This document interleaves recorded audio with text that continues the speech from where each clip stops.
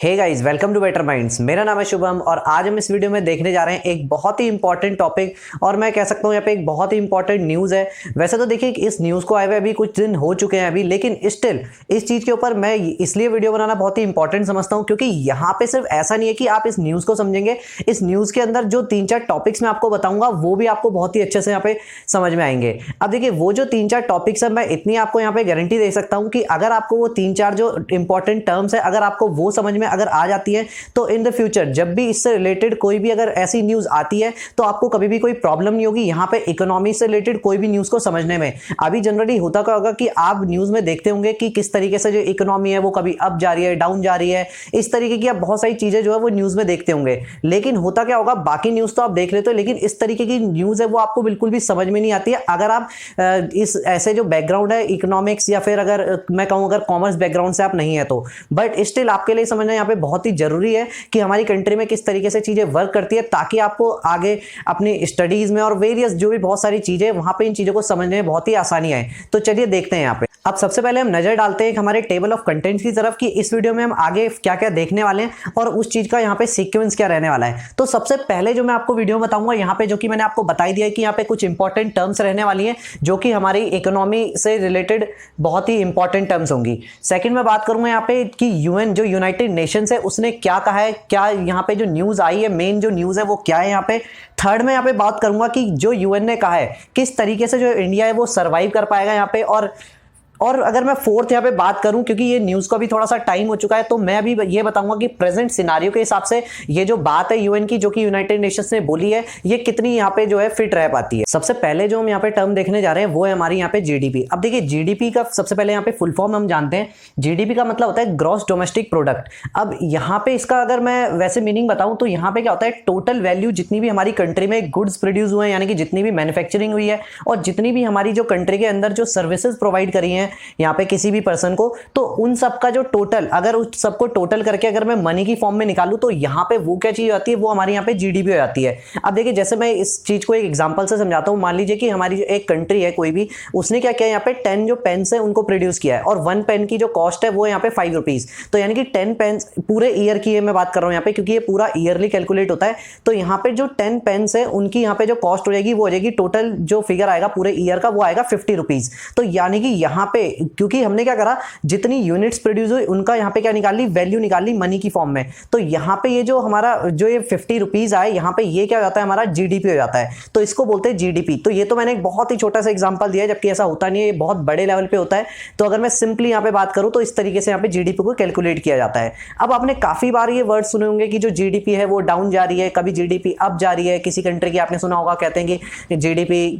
Increase हो गई है उनकी और इस तरीके से ग्रोथ रेट ऐसा बढ़ रहा है। तो यहाँ पे समझते हैं कि ये होता क्या है। यहाँ पे सबसे पहले अगर मैं बात करूं तो सबसे पहला जो स्टार्टिंग जो वर्ड आता है, कभी भी अगर हमारी जो जीडीपी होती है उसमें थोड़ा सा भी अगर स्लो डाउन आता है, उसकी जो ग्रोथ होती है अगर वो बढ़ नहीं रही है और बढ़ने की बजाय क्या हो रही है, थोड़ी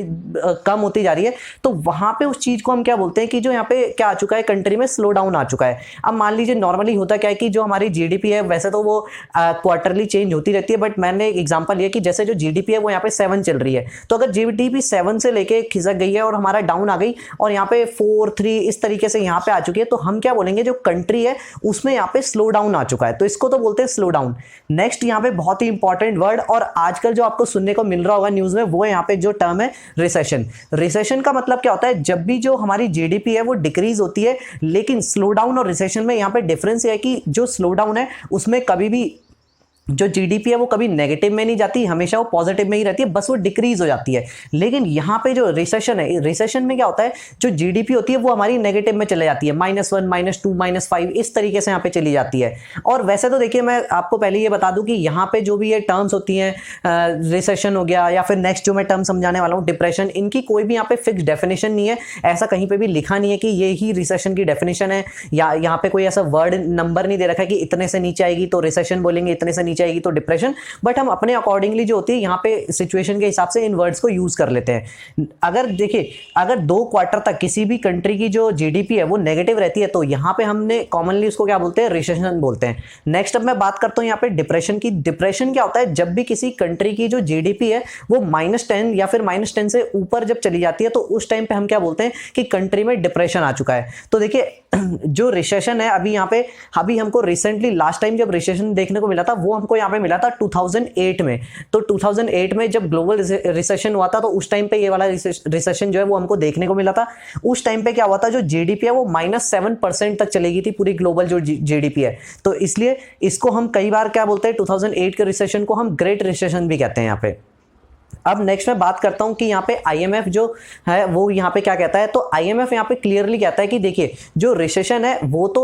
8 to 10 ईयर्स के अंदर एक ना एक बार आना बहुत जरूरी है, मतलब वो आएगा ही आएगा, आप चाहे कुछ भी कर लीजिए यहाँ पे। क्योंकि देखिए होता क्या, अगर सिंपल सी बात है, अगर हम ग्रोथ हो रही है किसी चीज की तो एक ना एक टाइम ऐसा आएगा कि वो जो चीज है हम उतनी पेस से नहीं बढ़ पाएंगे और थोड़ा सा क्या होगा, स्लो डाउन आ जाएगा। तो यहाँ पे ये तो होना ही होना है, चाहे आप कोई भी काम करते हैं तो ये पॉसिबिलिटी तो वहां पे रहती है। ऐसा नहीं होगा कि आप हमेशा अपवर्ड ही जा रहे होंगे, ऐसा कोई ना कोई एक टाइम आएगा जिस टाइम पे जो ग्राफ है वो हल्का सा क्या होगा, डाउन को जाएगा। तो यही बात यहाँ पे आईएमएफ ने भी बताई है। और अभी करेंटली यहाँ पे क्या है, ये सिचुएशन आ चुकी है 2008 के बाद, अभी यहाँ पे वो फेस करने को मिल रहा है। अब मैं यहाँ पे एक पॉइंट यहाँ पे क्लियर कर दूं कि 2008 के रिसेशन में और अभी जो रिसेशन है यहाँ पे मेन सबसे बड़ा डिफरेंस क्या है कि 2008 वाला जो रिसेशन था वहां पे कोई भी जो चीज है, वहां पे कोई भी लॉकडाउन या किसी तरीके का ऐसा कोई बाउंडेशन नहीं थी कि लोग अपने घर से बाहर ना निकल पाए या इस तरीके के कुछ भी। लेकिन यहाँ पे अभी जो 2020 में जो हमको सिचुएशन फेस करनी पड़ रही है, तो यहाँ पे आपको देखने को मिल रहा होगा कि यहाँ पे हम क्या कर रहे हैं, घर से बाहर ही नहीं निकल सकते। तो यहाँ पे बहुत ही अलग सिचुएशन है। तो हो सकता है मे बी ये जो रिसेशन है ये 2008 के रिसेशन से भी चांसेस है कि अगर हम इस सिचुएशन को, कोविड-19 जो डिजीज है इससे अगर सही से टैकल नहीं कर पाए तो यहाँ पे बहुत ही एक बड़ा हमको रिसेशन देखने को मिल सकता है। अब हम यहाँ पे बात करते हैं हमारी जो एक्चुअल यहाँ पे न्यूज़ थी कि न्यूज़ थी क्या। तो देखिए यहाँ पे जो यूनाइटेड नेशंस है उसने क्या बोला था कि जो पूरी की पूरी जो वर्ल्ड की इकोनॉमी है वो यहाँ पे रिसेशन फेस करेगी, लेकिन सिर्फ और सिर्फ इंडिया और चाइना, ये 2 ऐसी कंट्रीज हैं यहाँ पे जो कि हो सकता है कि ऐसा जो रिसेशन जो कि पूरा वर्ल्ड यहाँ पे फेस कर रहा हो, इनको यहाँ पे फेस ना करना पड़े। तो यहाँ पे देखिए मैंने बोला लाइकली एक्सेप्शन, तो यहाँ पे कंफर्म नहीं बोला यूनाइटेड नेशंस ने, लेकिन लाइकली बोला यहाँ पे। तो अब बात करते हैं कि ऐसा इन्होंने क्यों बोला, क्योंकि अगर यूनाइटेड नेशंस ने ये बात कही है तो कोई ना कोई यहाँ पे पॉइंट जरूर होगा। तो सबसे पहले हम यहाँ पे केस 1 देखते हैं जो कि इन्होंने चाइना के बारे में ये बात क्यों बोली है। देखिए सबसे पहली बात तो ये है कि जो चाइना की जो मेनली जो हुबेई प्रोविंस है वो यहाँ पे जो लॉकडाउन है उसने यहाँ पे फेस किया था, लेकिन जबकि जो बीजिंग और जो शंघाई जो यहाँ पे जो इनकी सिटीज है यहाँ पे इन्होंने यहाँ पे कोई ऐसा लॉकडाउन इस तरीके का यहाँ पे कोई था ही नहीं। तो मेनली और जो इनकी मेनली जो मैन्युफैक्चरिंग वगैरह जो होती है वो ज्यादातर इन सिटीज में ही ज्यादा देखने को हमको यहाँ पे मिलती है। दूसरी चीज, सबसे पहली चीज तो ये थी। सेकेंड जो बात थी वो यहाँ पे है कि जो चाइना है वो इतना ज्यादा इफेक्ट हुआ ही नहीं बाकी कंट्रीज के कंपेयर में। इनिशियली मैं मानता हूं कि यहाँ पे जो चाइना है वो इफेक्ट हुआ था इस प्रॉब्लम से, कोविड-19 डिजीज से बहुत ज्यादा, लेकिन उन्होंने बहुत ही जल्दी इस पे कंट्रोल पा लिया था। और उन्होंने क्या किया था, बहुत ही जल्दी अपनी जो मैन्युफैक्चरिंग है वो क्या कर दी, अपनी स्पीड अप कर दी, और ये लॉकडाउन को हटाने के बाद। अब नेक्स्ट में बात करता हूं, क्योंकि देखिए अभी अगर चाइना में क्या होता है, मान लीजिए अगर हम थोड़ा सा थोड़ा वो भी लेके चलते हैं कि अगर वहां पे मान लीजिए कि काफी सारे जो बिजनेसेस है वो अगर फेल भी हो जाते हैं तो उनकी कंट्री के पास इतने ज्यादा फॉरेन एक्सचेंज रिजर्व है। तो यहाँ पे देख सकते हैं आप, यहाँ पे $3 ट्रिलियन का यहाँ पे जो है उनके पास फॉरेन एक्सचेंज रिजर्व है। क्योंकि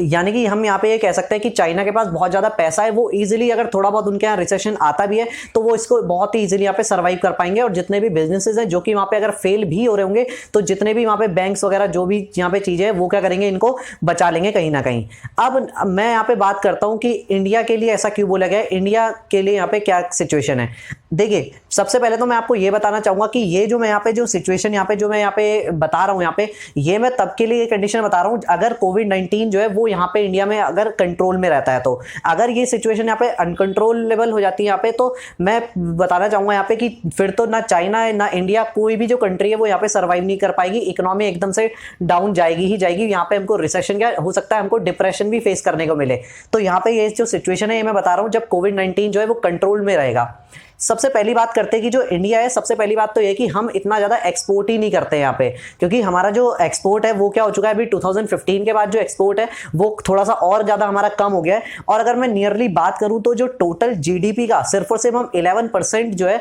वो हमारा एक्सपोर्ट की वजह से टोटल जो जीडीपी है वो है, यानी कि यहाँ पे सिर्फ 11% जीडीपी हमारी एक्सपोर्ट की वजह से होती है, बाकी वेरियस अदर चीज़ों की वजह से होती है। तो यानी कि हम यहाँ पे इतने ज़्यादा इफेक्ट होंगे ही नहीं। ऑलमोस्ट 89% जो यहाँ पे हमारी इकोनॉमी है वो हमारी खुद की इंटरनल जो चीज़ें हैं उसकी वजह से यहाँ पे हम कॉन्स्टिट्यूट करते हैं, इसलिए सबसे पहला रीजन ये है। अब दूसरी बात यह है कि अगर यहाँ पे 21 डेज तक का सिर्फ अगर लॉकडाउन रहता है तो फिर तो यहाँ पे इतनी ज़्यादा हमको प्रॉब्लम देखने को नहीं मिलेगी, क्योंकि मैं मानता हूँ कि यहाँ पे जो हमारा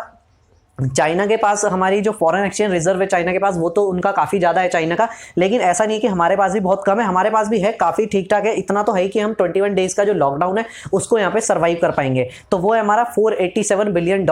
देखिए यहाँ पे जो चाइना का आप ये देख सकते हैं, चाइना का जो हमारी यहाँ पे जो फॉरेन एक्सचेंज रिजर्व है वो कहीं ना कहीं आप देखेंगे कि इतनी जितनी इंडिया की टोटल इकोनॉमी है उतना उनका सिर्फ वहाँ पे फॉरेन एक्सचेंज रिजर्व है, तो इस वजह से उनके बहुत ज़्यादा चांसेस है कि वो सिचुएशन को कंट्रोल कर पाएंगे। अब यहाँ पे एक और बात मैं बताना चाहता हूं कि ये जो रिपोर्ट आई थी जिस टाइम पे, उस टाइम पे क्या था, इंडिया के अंदर जो कोविड-19 के जो केसेस है वो थोड़ा सा कंट्रोल में थे, इतने ज्यादा जो केसेस है वो नहीं आए थे। लेकिन अभी पिछले कुछ दिनों में क्या हुआ यहाँ पे, जो कोविड-19 के जो केसेस है वो बहुत ही ज्यादा बढ़ गए हैं और अभी मुझे तो नहीं लगता यहाँ पे जो सिचुएशन है वो कंट्रोल में चल रही है, बहुत ही वो अनकंट्रोलेबल जो है वो सिचुएशन हो चुकी है। और मे बी हमको जो थर्ड स्टेज है कोविड-19 की वो भी बहुत जल्दी देखने को मिले। मैं उम्मीद करता हूँ कि मैं यहाँ पे जो ये बात कह रहा हूँ कि थर्ड स्टेज की, ये मेरी जो बात है ये बिल्कुल यहाँ पे मैं गलत साबित हो जाऊं इस बात में, बट स्टिल देखते हैं कि इन फ्यूचर जो भी यहाँ पे क्या होती है यहाँ पे। तो अब मैं आपसे ये क्वेश्चन पूछना चाहूंगा कि अभी जिस हिसाब से ये जो रिपोर्ट है, यूएन ने तो हमारी जो पुराने जो केसेस थे उनके हिसाब से यहाँ पे बात करी थी, लेकिन मैं आपसे जानना चाहूंगा कि आपका क्या व्यू है इसके ऊपर, अभी का जो प्रेजेंट सिनारियो है इंडिया में कोविड-19 का,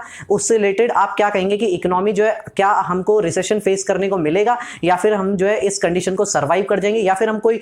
अलग ही यहाँ पे स्ट्रेटेजी लगा के और यहाँ पे इस पूरी की पूरी सिचुएशन से और इवन जो ये डिजीज है इससे हम बाहर निकल पाएंगे। आई होप कि इस वीडियो ने आपकी नॉलेज में थोड़ी भी वैल्यूज ऐड करी होंगी। अगर आपका इस वीडियो से रिलेटेड कोई भी डाउट या फिर हमारे चैनल से रिलेटेड कोई भी सजेशन है तो उसको कमेंट सेक्शन में जरूर लिखिएगा। मैं आपके डाउट्स का रिप्लाई और आपके सजेशंस को इंप्लीमेंट करने की पूरी कोशिश करूंगा। तो चलिए मिलते हैं फिर नेक्स्ट वीडियो में। मेरा नाम है Shubham and thanks for watching.